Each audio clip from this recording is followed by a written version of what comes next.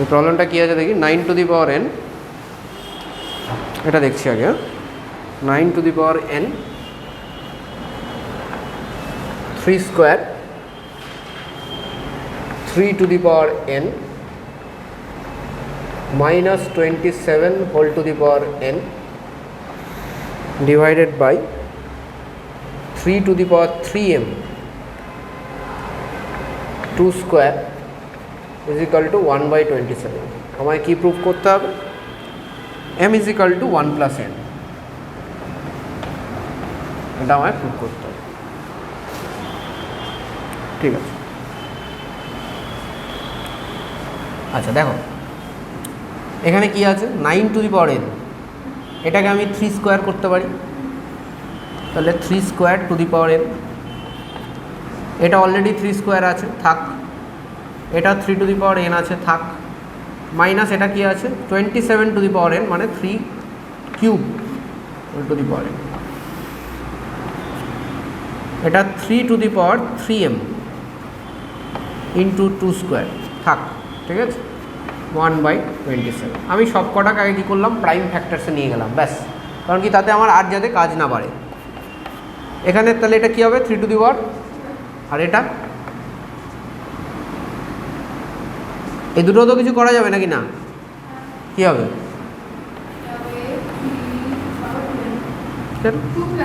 2 plus n, তারপরে আবার এই দুটো আবার যোগ হয়ে যাবে। তাহলে প্রথমে এটা 3 to the power 2n plus 2 plus n, ঠিক আছে, মাইনাস এটা 3 টু দি পাওয়ার 3n, ঠিক আছে, divided by 3 to the power 3m into 2 square is equal to 1 by 27। এটা কী আছে, 3 to the power 3n plus 2 minus 3 to the power 3n, 3 to the power 3m into 2 square into 1 by 27। এটা ভালো করে দেখ। এবার এখান থেকে কিছু কমন নেওয়া যাবে। কমন কোনটাকে নিতে হয়, কি বলেছিলাম, যেটার পাওয়ার কম থাকে, মানে এখানেও 3 আছে, এখানেও 3 আছে। আমি তাহলে এদের মধ্যে যে মিনিমাম পাওয়ারটা, ওটাকেই কমন নেব। যতটা মিনিমাম আমি দুজনের মধ্যে কমন পাচ্ছি, দুজনের মধ্যেই মিনিমাম যেটা আছে, তাহলে কী হবে, 3 to the power 3n common নিলাম। তারপরে কি লিখবো এখানে, কী করবো, এটা 1 টু দি পাওয়ার 3n। আমি কি বলে, এটাও তো আমি বলে দিয়েছিলাম যে এটা যদি কমন নিস, কমন নেওয়ার ফান্ডামেন্টাল কি, এখানে 3 টু দি পাওয়ার 3n যখন নিচ্ছিস, তার মানে কি একটা extra 3 to the power 3n আনছিস, তার মানে সেটা দিয়ে এইগুলোকে ডিভাইড করে দিতে হবে। তাহলে এটা কি আছে, 3 to the power 3n plus 2 divided by 3 to the power 3n। তাহলে বেসিক্যালি কি তুই কমন নিয়েছিস, নিসনি, কেটে গেল, দুটো থেকেই কমন নিয়েছিস, তাহলে এটাকেও ডিভাইড করতে হবে। তাহলে এখানে কী হবে, 3 to the power 3n by 3 to the power 3n, ঠিক আছে, বোঝা গেল, ডিভাইডেড বাই নিচে যা আছে 3 to the power 3m 2 square, sorry, is equal to 1 by 27। ঠিক আছে, এবার ওদিকে যাচ্ছি আমি। এরপরে কি আছে, এখানটা যদি আমি কাজ করতে যাই, তাহলে কি করব, 3 টু দি পাওয়ার 3n বাইরে যেরকম আছে থাকবে, ভেতরে কি হবে এখানটাতে বলো, এটা কি করে করবে, জেড না, ওটা 2 আছে, হ্যাঁ, তাহলে 3n ক্যান্সেল আউট হয়ে যাবে। তাহলে কি পড়ে থাকবে, শুধু 2, তাহলে 3 স্কোয়ার মাইনাস এটা তো পুরোই কেটে যাবে, তাহলে 1 divided by 3 to the power 3m into 2 square মানে 4, হ্যাঁ 4 লিখে দিলাম আবার। আচ্ছা, এটা 1 বাই 27 আছে না, তো 1 বাই 27 কীরকম লেখা যায়, 27 টু দি পাওয়ার মাইনাস 1। কেন লিখলাম, আমি উপরে রাখতে চাইছি, নিচে রাখতে চাইছি না, তাই জন্য উপরে রাখলে আমার সুবিধা হয়। 3 টু দি পাওয়ার 3n, এটা কত আসবে, 8, তাই তো, এখানে কত আসবে বল, 3 টু দি পাওয়ার 3m 4, ঠিক আছে, এটা ক্যান্সেল আউট, 2, এটা 3 কিউব, তাই না, whole to the power minus 1, তাহলে এটা কী হলো, 3 টু দি পাওয়ার মাইনাস 3। আচ্ছা, এখানে কাজ করা যাবে না এই দুজনের মধ্যে, কী লিখবো, 3 to the power 3n minus 3m into 2, ঠিক আছে, ইজিক্যাল টু 3 টু দি পাওয়ার -3। ঠিক আছে, এবার এখানে আমাকে একটু দেখতে হবে আমি কোথাও ভুল কপি করলাম কিনা। হ্যাঁ, আমি একটা ভুল কপি করেছিলাম, এটা 2q আছে। ঠিক আছে,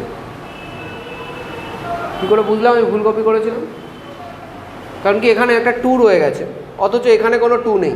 এটা হতে পারে না, যদি অঙ্ক দিয়ে থাকে অঙ্ক তো ঠিকই দেবে না। এটাও তাহলে কত হবে? এটা 2 কিউব তো না, 2 কিউব মানে কত? 8। তাহলে এটা হবে 8, আর কোনো ডিফারেন্স নেই। তাহলে এটা যদি 8 হয়, এটা পুরোটাই কেটে যাবে, তাই তো? তাহলে এই 2টা থাকবে না। ঠিক আছে, নিচে একটা 2 থাকার কথা ছিল, থাকবে না। তাহলে এবার কী হবে বলো? এবার কি লিখতে পারি? দুটো term equal 3n - 3m is equal to -3। 3 কমন যায় এখান থেকে, তাহলে কী হবে? n - m। আর এই 3টাকে আমি এর তলায় নিয়ে আসি, তাহলে -1। ঠিক আছে, তাহলে দেখ n আর এই -1কে পাশে নিয়ে আসলে +1, mটাকে ও পাশে নিয়ে গেলে +1, তো হয়ে গেল m ইজিক্যাল টু 1 + m। ঠিক আছে, বেসিক্যালি হলো এগুলো হলো একটুখানি যদি করা যায়, বসে যখন করবে তুমি তখন কিন্তু এটা হয়ে যাবে। তা করা হচ্ছে না বলে হচ্ছে না। ঠিক আছে, বাড়িতে এগুলো করলেই হয়ে যাবে, না করার কিছু নেই। একদম easy question, step by step, calculation mistake যদি না হয় তাহলে হয়ে যাবে।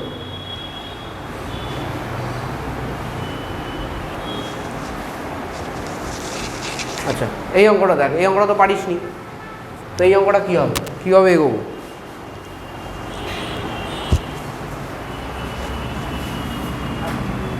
ফার্স্ট অফ অল আমাকে একটু দেখে নিতে হবে অঙ্কটার দিকে, কোথায় কোথায় আমি কী করতে। এই জায়গাটা সত্যি কথা বলতে আমি খুব একটা কিছু করতে পারছি না, to be very honest. So আপাতত আমি এটা এরকমই রাখি। আমাকে এক্সের জন্য সলভ করতে হবে, থাক। এই জায়গাটা আমি ভাঙতে পারছি জিনিসটাকে, মানে এটাকে আমি এরকম লিখতে পারি, তাই না? এরকম লেখা যাবে, কোনো সমস্যা নেই। এবার এটা +5 ইজিক্যাল টু 0। ঠিক আছে, নেক্সট। ওকে, এবার আমি কি করব দেখ, এই 2 টু দি পাওয়ার x জিনিসটা এই ইকুয়েশানে আমার একটু দেখতে বাজে লাগছে। আমি কি করব, let 2 to the power x is equal to capital A। অসুবিধা নেই, এটাকে আমি সাবস্টিটিউট করে দেবো। তাহলে 3 কী হবে? 3a + 1।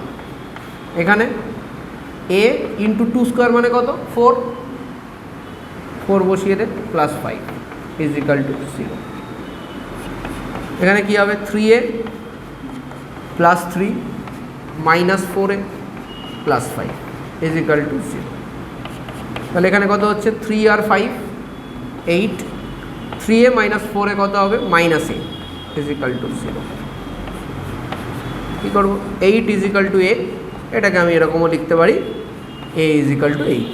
ঠিক আছে না? এবার আমি কী করবো? রিসাবস্টিটিউটিং 2 টু দি পাওয়ার, এটা লিখতে হয় কিন্তু, হ্যাঁ, রিসাবস্টিটিউটিং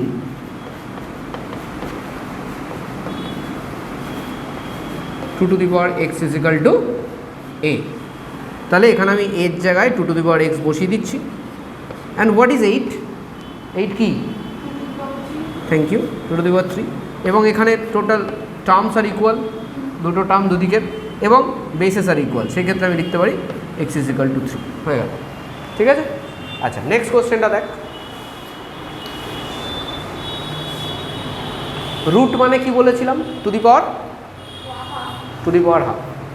so p/q whole to the power half, আর এখানে যা আছে থাক, q/p whole to the power 1 - 2x। ঠিক আছে, এবার দেখ আমাকে এখানে x বার করতে হবে। ঠিক আছে, এই পাশে p এর উপরেও হাফ আছে, এই পাশে q এর উপরেও হাফ আছে। এই পাশে q এর উপরে 1 - 2x, এই পাশে p এর উপরে 1 - 2x। আচ্ছা, এই পাশে যদি আমি এটাকেও যদি p/q করে দিই, তাহলে কত কী লেখা যাবে উপরে?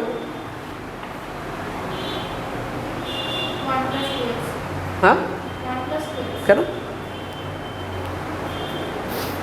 আমার যদি এরকম থাকে কোনো জিনিস, ধর 5/3 হোল টু দি পাওয়ার 2, তখন আমি 3/5 কী লিখতে পারি? হোল টু দি পাওয়ার -2। ঠিক আছে, সেম জিনিসই তো করছি। এবার কী লিখতে পারি? বল কি লিখতে পারবো? এরকম লিখতে পারবো না, -1 - 2x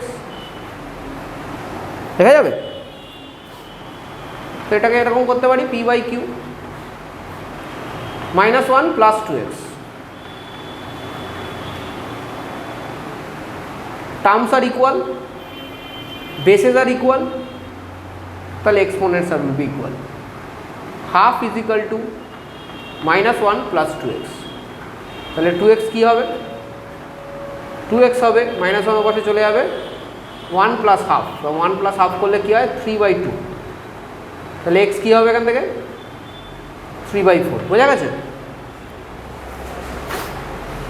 সিম্পল অঙ্ক এগুলো। তারপরে ধরো এই অঙ্কটার ক্যাচটা কি? আমি জানি 4 এর প্রাইম ফ্যাক্টর 2, আমি জানি 8 এর প্রাইম ফ্যাক্টর 2। What about 0.5? 0.5কে আমি কী করব? যদি একদম কিছু না জানিস তাহলে অঙ্কটা করতে পারবি। 4x - 1 ইন্টু এটা 5/10 তো লেখাই যায়, 3 - 2x, ঠিক আছে? তো এটা 2 কেটে গেল, ইজিক্যাল টু এটা কি 1/8 x। এবার দেখ তুই পেয়ে গেলি 1/2। এটা 2 প্রাইম ফ্যাক্টর, এগুলোর প্রাইম ফ্যাক্টর 2 হয়ে গেল, এটার প্রাইম ফ্যাক্টর তো 2 আছে জানিস, বেরিয়ে যাবে। এটা কি হবে তাহলে 2 টু দি পাওয়ার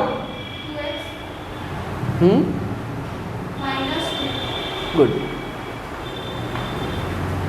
ইন্টু নিচে 2 আছে না, উপরে নিয়ে গেলে কি হবে ভেরি গুড। এটা কি হবে 1/2³ তাই তো?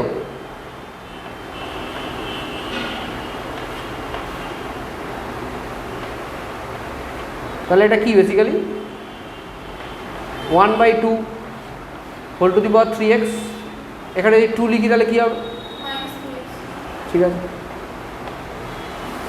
আচ্ছা এবার এটা করে ফেলি। এই দুটো উপরেগুলো যোগ হয়ে যাবে তো, প্লাস করে দিলে 2x + 2x মানে 4x -5 -2 -3 -5, ঠিক আছে?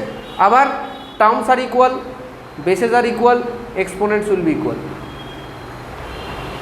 4x - 5 is equal to -3x, তাহলে 4x + 3x মানে কত 7x, -5 কোথায় চলে যাবে? ওপাশে চলে যাবে 5, তাহলে কী হবে x ইজ ইকাল টু 5/7। ঠিক আছে, এরকমগুলো করে ফেলো।